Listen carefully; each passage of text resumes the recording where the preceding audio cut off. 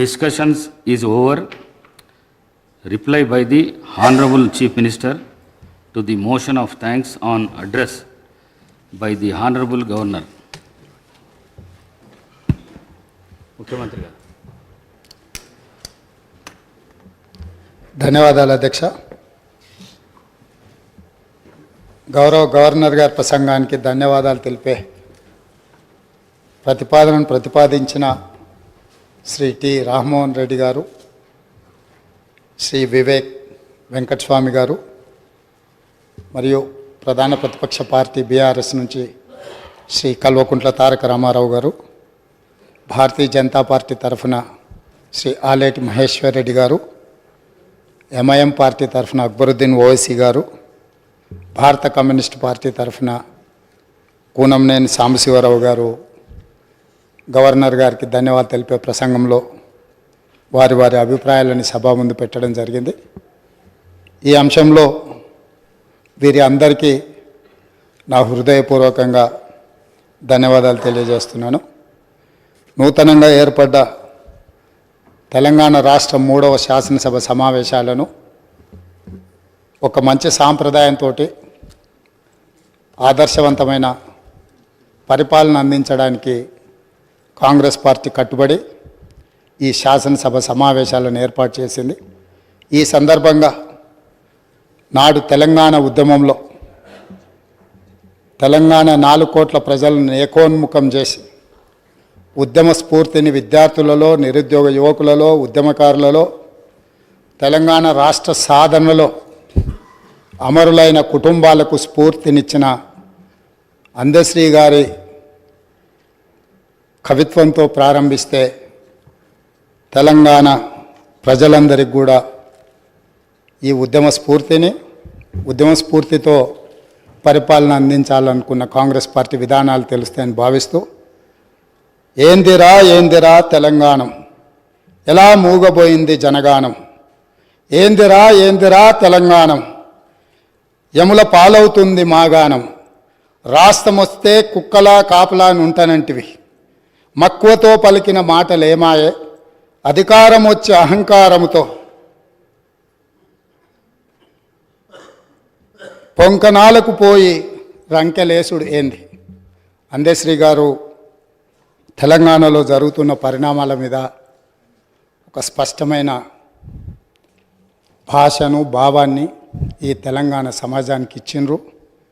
ఈరోజు శాసనసభలో వారి యొక్క ఆలోచనను ఈ శాసనసభ ద్వారా తెలంగాణ ప్రజలకు గుర్తు చేస్తూ ఈ శాసనసభలో జరుగుతున్న చర్చలు, తీసుకుంటున్న నిర్ణయాలు, ప్రజలిచ్చిన తీర్పును దృష్టిలో పెట్టుకొని మనం ఇక్కడ చర్చలకు పాల్పడడం కానీ పార్టీ నిర్ణయాలు తీసుకుంటే బాగుంటుందన్న ఆలోచనతో ఈ తెలంగాణ ప్రజలు ఇచ్చిన విలక్షణమైన తీర్పు, కుటుంబ పాలనకు వ్యతిరేకంగా ఇచ్చిన తీర్పు, ఈ కుటుంబ పాలనకు వ్యతిరేకంగా ఇచ్చిన తీర్పుతో మొన్నటి వరకు పాలకులు ఉన్న వాళ్లకు ప్రజల యొక్క ఆలోచన, ప్రజలిచ్చిన తీర్పును గౌరవించి శాసనసభ ప్రతిపక్ష నాయకుడిగా ఇతరులకు ఎవరికైనా అవకాశం వస్తుందేమో అని నేను ఆశించిన, తెలంగాణ సమాజం కూడా ఆశించింది.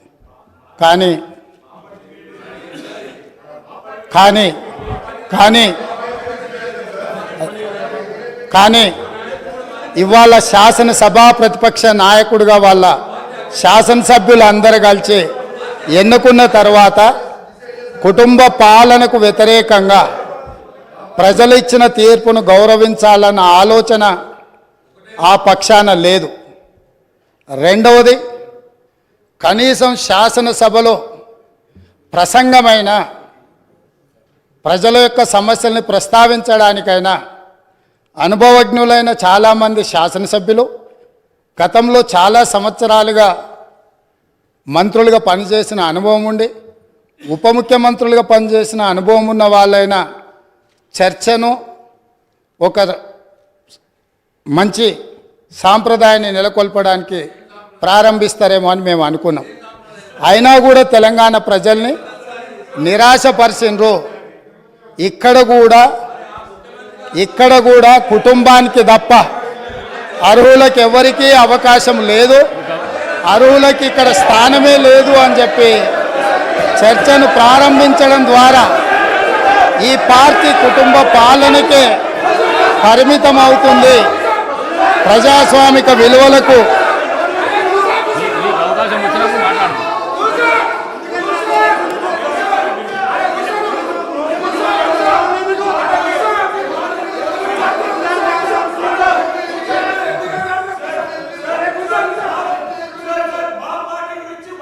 Sir speaker sir speaker sir speaker sir I request honourable members, ఎందుకంటే గౌరవ ముఖ్యమంత్రి గారు జస్ట్ స్టార్ట్ చేసిండ్రు డిస్కషను.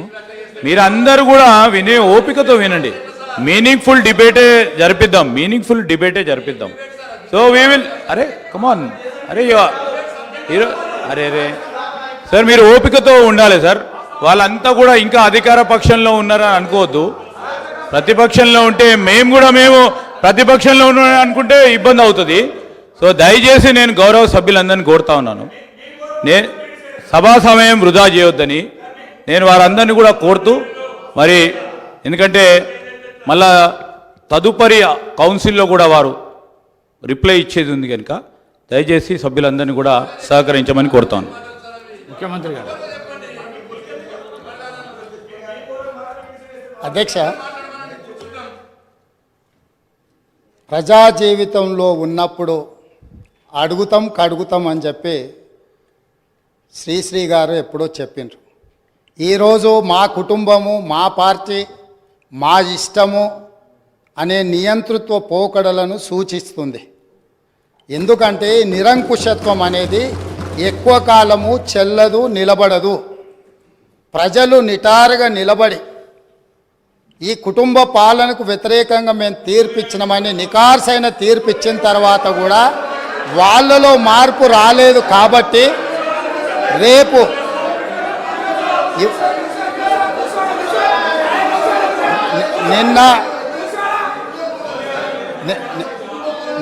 నిన్న ఇక్కడున్న వాళ్ళను అక్కడికి పంపినరు. ప్రజా తీర్పును గౌరవించకపోతే అక్కడున్న వాళ్ళను అక్కడికి పంపుతారు బయటికి. కాబట్టి వాళ్ళ ఇష్టము, వాళ్ళు ఇట్లా ఉండకుంటే మంచిదని నేను అనుకుంటున్నాను. మేము ఇట్లనే ఉంటామంటే వాళ్ళని ఎక్కడికి పంపించాలనో ప్రజలకు తెలుసు కాబట్టి నాకేం అభ్యంతరం లేదు. ఇది వాళ్ళ పార్టీ ఇష్టం.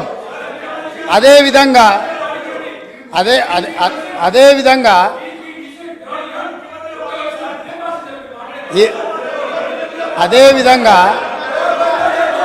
ఈరోజు ప్రగతి భవన్ సంబంధించి అక్కడ ప్రజావాణి కోసం వచ్చిన ప్రజలు ఇస్తున్న విజ్ఞప్తులను తీసుకుంటుంటే అక్కడ ఉన్న ఇనుప కంచెలను పగలగొట్టి గడీలను బద్దలు కొట్టి ప్రజలు అక్కడికి వచ్చి ప్రజావాణి వినిపిస్తుంటే విని భరించలేని ఈ పార్టీ, ఈ కుటుంబము ఈరోజు ప్రభుత్వం మీద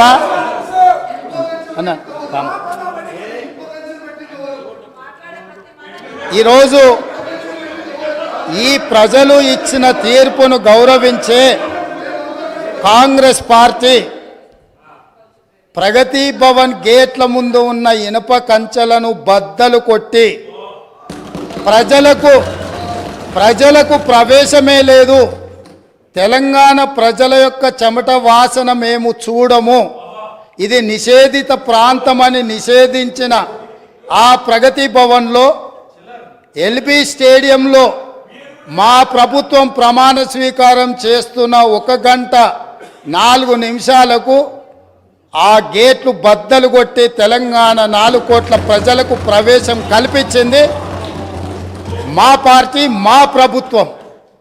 మీకు గతాన్ని గుర్తు చేయదలుచుకున్నా. ఆనాడు హోంమంత్రి మహమూద్ అలీ గారు అక్కడికి వెళ్ళి ముఖ్యమంత్రి గారిని కలవడానికి వెళితే ఒక హోంగార్డు మీకు అనుమతి లేదు, మీకు ప్రవేశము లేదు, మిమ్మల్ని లోనికి రానివ్వము అని చెప్పి వారిని అవమానించి ఒక హోంగార్డు హోంమంత్రిని వెనక్కి తిప్పి పంపించిన చరిత్ర పుటలలో నిక్షిప్తమై ఉన్నది. ఆనాటి ఆర్థిక మంత్రి, ఆనాటి వైద్య ఆరోగ్య శాఖ మంత్రి ఈటెల రాజేందర్ గారు ముఖ్యమంత్రిని కలవడానికి అక్కడికి వెళితే అక్కడ ఉన్న పోలీసు సిబ్బంది మీకు ప్రవేశము లేదు, మిమ్మల్ని నిషేధించినము, మీకు అర్హత లేదు, మీకు ఆ స్థాయి లేదు అని చెప్పి ఈటెల రాజేందర్ గారిని ఆ ప్రగతి భవన్లకు ప్రవేశం లేదని తన సహచర మంత్రిని అవమానించి ఆ మంత్రే స్వయంగా కన్నీళ్లు పెట్టి ఈ ఆవేదనను, ఈ దుఃఖాన్ని లోపల అదిమి పెట్టుకున్న విషయాన్ని 4 కోట్ల తెలంగాణ ప్రజలకు వివరించినప్పుడు తెలంగాణ సమాజమంతా దీన్ని గమనించింది. ఇదే కాదు, ప్రజా యుద్ధ